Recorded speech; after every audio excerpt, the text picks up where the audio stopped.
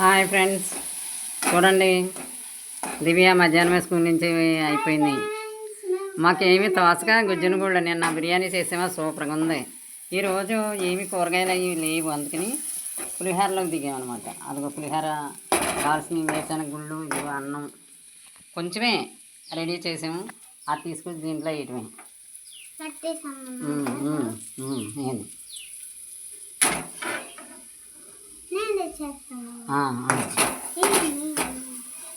ఇందులోని వేస్తుందంట తల్లి. కాలుతుంది మరి. తర్వాత వేసుకున్నాం. ఇద్దా కలిపేద్దా.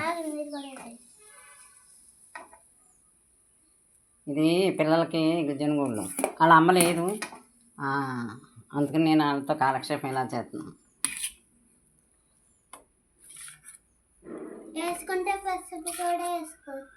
పసుపు అందులో వేసాను కదా.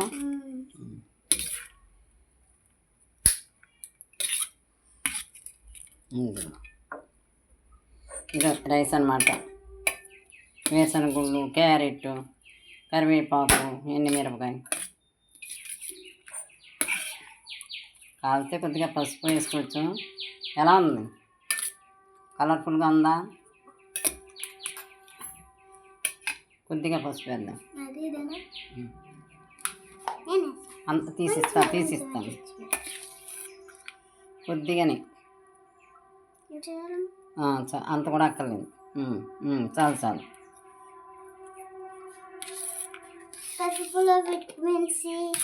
బాబు చాలా ఉన్నాయి, యాంటీ ఆక్సిడెంట్లు ఉన్నాయి, రోగనిరోధక శక్తి. ఒక డాక్టర్ అన్నమాట పసుపు. మన అన్నంగా కూడా చక్కగా కనబడింది. ఎలా ఉంది చెప్పండి దివ్య చేసిన పులిహోర. ఇప్పుడు ఎలా ఉందంటే దివ్య పెద్ద అయ్యాక ఎంత వంటలు చేస్తుంది చెప్పమ్మా. చెమటలు కాస్త దివ్య చేసింది.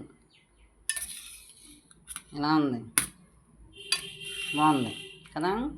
సరే రేపు ఇంకొకటి చేసుకుందాం. అన్నీ తెచ్చుకుని కూరగాయలు, క్యాబేజీ, ఎగ్స్ అన్నీ తెచ్చేసుకుని రేపు పొద్దున్న ఫ్రైడ్ రైస్ చేసుకుందామే.